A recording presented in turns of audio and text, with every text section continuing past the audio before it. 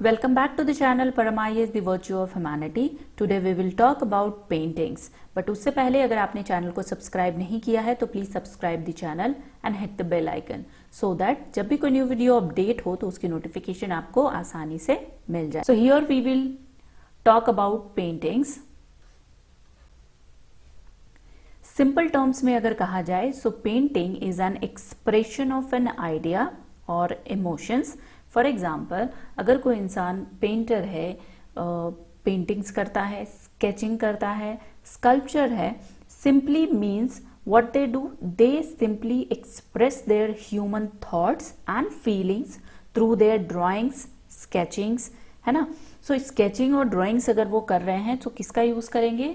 वो लाइंस बनाते हैं, सर्कल्स बनाते हैं, ट्रायंगल्स बनाते हैं, है ना. नेचर की पेंटिंग करते हैं, सो पेड़ पौधे बनाते हैं. So these all things are representation of thoughts and feelings. ठीक है, अब इन चीज़ों को बनाते हैं सो उसको कलर्स, उसमें कलर्स भी भरते हैं.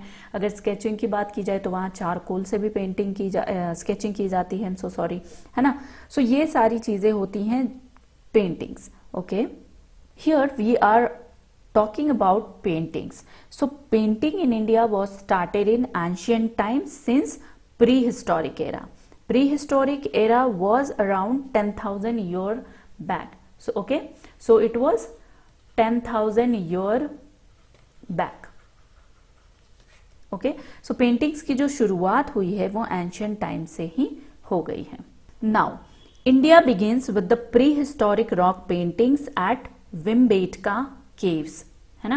यहाँ पे आप बार बार सुनेंगे विम्बेटका केव्स. ठीक है, जहां पर एनिमल्स की ड्राइंग एंड पेंटिंग्स देखने को मिलती है, विच इज कॉल्ड जू रॉक शेल्टर. क्या कहते हैं इसे? जू रॉक शेल्टर्स, है ना. Okay, so from rock paintings originated and carried through pottery in textile, miniature paintings with modern paintings as well, है ना. स्टार्ट हुई थी रॉक शेल्टर्स पेंटिंग्स से, जहाँ पे रॉक्स पे मतलब पत्थरों पे पेंटिंग्स की जाती थी थ्रू लाइंस, थ्रू रिप्रेजेंटेशन, वो हम आगे देखेंगे. उसके बाद वो आगे बढ़ी और पोट्री पे भी पेंटिंग होने लगी, टेक्सटाइल में भी पेंटिंग होने लगी, मिनिएचर पेंटिंग्स भी आई and some modern paintings as well. Indian painting classified as prehistoric, mural, miniature and folks, है ना. 3 तरह से क्लासिफाइड होती है जिसको हम आगे डिस्कस करेंगे. ठीक है, 3 होती है, mural, miniature and folk. So ये 3 पेंटिंग्स है जिसको हम आगे डिस्कस करेंगे. Okay, here we will stick to the Bhimbetka painting.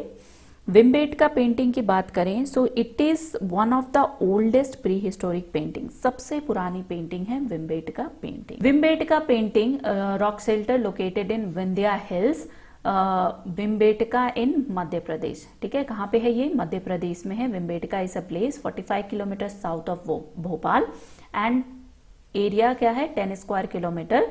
Around 800 rock shelters यहाँ पे हैं जिनमें से 500 बियर्ड पेंटिंग मिलती है. Okay, the caves of Bhimbetka were discovered in 1957 to 1958 by archaeologist कौन थे?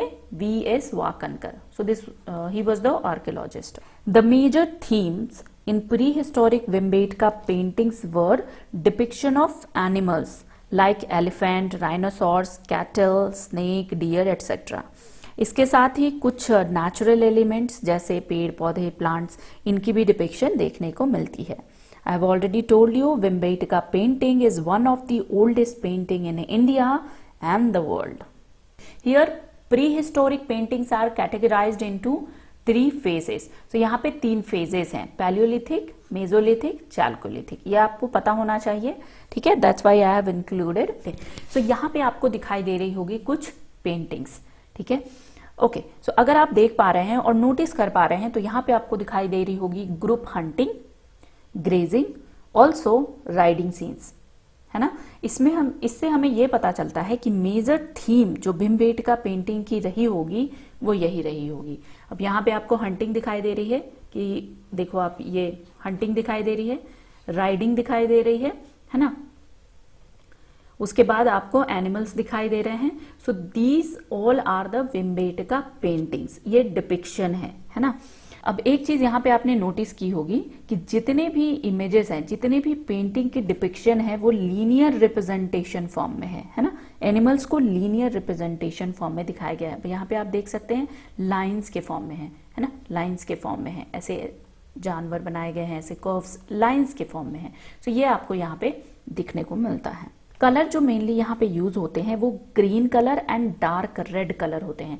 सो ये आपको याद रखना है, ग्रीन पेंटिंग्स और डार्क रेड पेंटिंग्स, ये दो कलर के आपको भीमबेटका पेंटिंग्स देखने को मिलती है। ठीक है, ग्रीन पेंटिंग जो होते हैं represent dancers and the red ones are for hunters.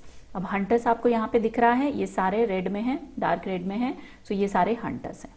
ठीक है, ग्रीन कहाँ दिख रहा है? सो यहाँ पे आप देख पा रहे होंगे ये इमेज आप यहाँ पे देखिए, इस image I am so sorry, यहाँ पे देखिए ये इमेज जो है, ये इमेज आपको दिख रही है, this is in the form of green painting. ठीक है, Nataraja dancing and holding a trishula, so this is a green painting. Okay, so यहाँ पे आप एक इंपॉर्टेंट इमेज यहाँ पे देख सकते हैं, this is the only painting in the caves showing a man being hunted by a horn boar. Okay, यहाँ इसके पहले जितने भी भीमबेटका पेंटिंग्स दिखाई दे रही है वहां पे जो इंसान है, जो मैन्स है ना, वो एनिमल्स का शिकार कर रहे हैं, बट ये एक सिंगल पेंटिंग है, this is the only one painting जहां पे ये दिखाई दे रहा है कि एक हॉर्न बोर इंसान को हंट कर रहा है। यहाँ पे आपको एक पॉइंट नोट करनी है, this point, the cave painting Narsinghgarh Maharashtra shows skin of spotted deer left drying, this is just for information purpose, so ये आपको नोट कर लेना है। ओके, यहाँ पे आपको दिखाई दे रही होंगे 3 पेंटिंग्स। ऑलरेडी मैंने आपको mural painting, miniature painting, folk painting के बारे में बताया कि जो इंडियन पेंटिंग है वो क्लासिफाइड हुई है इन 3 पेंटिंग्स में, है ना। सो मूरल पेंटिंग की अगर बात करें, सो सबसे पहले यहाँ पे आप देख रहे हैं mural painting. Okay, mural paintings are done on walls and rock surface like roofs and sides, मतलब जो छत होती है, सीलिंग होती है, और जो दीवारें होती है, साइड्स होती है, वहां पे मूरल पेंटिंग देखने को मिलती है, मूरल पेंटिंग बनाई जाती थी। Basically depicts religious scenes from life of Buddha. ठीक है, सो मूरल पेंटिंग में जो डिपिक्शन होता था वो कौन से सीन्स का होता था? Life of Buddha. Okay, miniature painting जो है, this is miniature painting. Miniature painting start हुई थी गुजरात एंड राजस्थान से, जो स्प्रेड हुई central, north and eastern India में। अब नाम से ही आपको पता चलता है miniature painting were small works with detail painting. अब यहाँ पे आपको डिटेल पेंटिंग देखने को मिल रही है, अब देख लो, फ्लावर्स की डिटेलिंग देखो, लीफ की डिटेलिंग देखो, है ना। सो डिटेल पेंटिंग तो है ये। Also human figures were mostly seen. So अगर मिनिएचर पेंटिंग की बात करें तो मोस्टली ज्यादातर ह्यूमन फिगर्स दिखाई देते थे। अब यहाँ एक पेंटिंग मैंने डाली है और यहाँ पे आप देख सकते हैं 3 ह्यूमन फिगर्स दिखाई दे रहे हैं। So come to the next painting, folk painting. Folk painting generally depicts the country's rich heritage, देश की समृद्ध विरासत को दर्शाता है folk painting. Folk painting generally use होता है vibrant colours and natural colour. Vibrant आपको देखने से लग ही रहा है, नेचुरल कलर्स का यूज होता है। These paintings are very ethnic and simple colourful होते हैं। ओके, कलरफुल आपको दिखाई दे रहा है, सिंपल होते हैं और बहुत सारे कलर्स का यूज होता है, तो कलरफुल होते हैं। एग्जाम्पल्स मैं यहाँ पे बता देती हूँ। तो सबसे पहला जो फोक पेंटिंग का एग्जाम्पल है वो है Madhubani painting, then Pithora painting, and then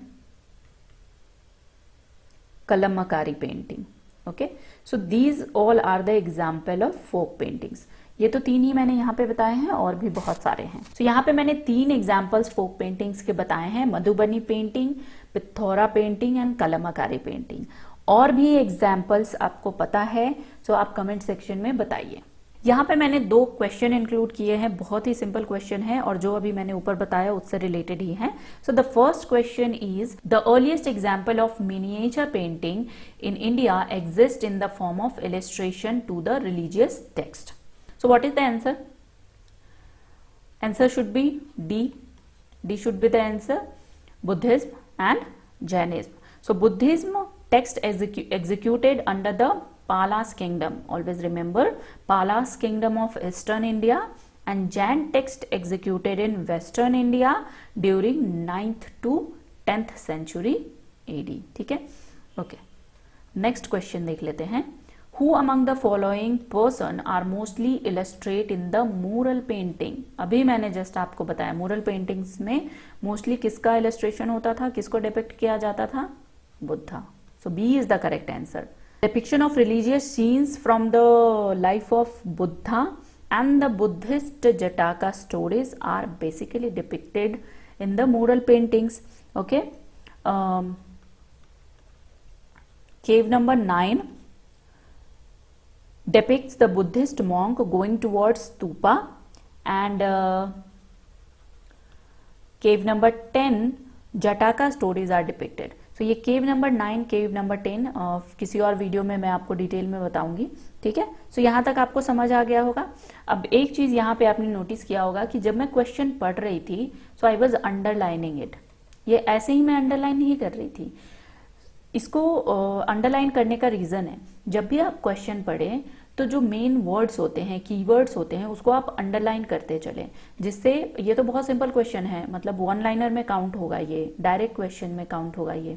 but UPSC में ऐसे क्वेश्चंस नहीं आते हैं। एसएससी सीजे लेवल के ये क्वेश्चन ठीक है, बट पहले आते थे आर्ट एंड कल्चर में। यूपीएससी में की अगर बात करें तो आर्ट एंड कल्चर में ऐसे डायरेक्ट क्वेश्चन आते थे, बट नाउ डेज चीज़ें चेंज हो गई हैं, क्वेश्चन आपको ऐसे डायरेक्ट नहीं आते हैं, बड़े बड़े क्वेश्चंस होते हैं, ऑप्शंस भी बड़े बड़े होते हैं।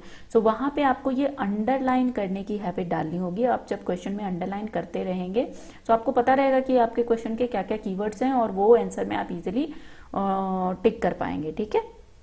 Okay, so that's all for today. I hope topic समझ आई होगी आपको। थोड़ी सी भी वीडियो इन्फॉर्मेशनल लगी है तो चैनल को सब्सक्राइब कर दीजिए, वीडियो को लाइक कर दीजिए और ज़्यादा से ज़्यादा लोगों तक शेयर कर दीजिए। मिलती हूँ नेक्स्ट वीडियो में। Thank you, bye bye.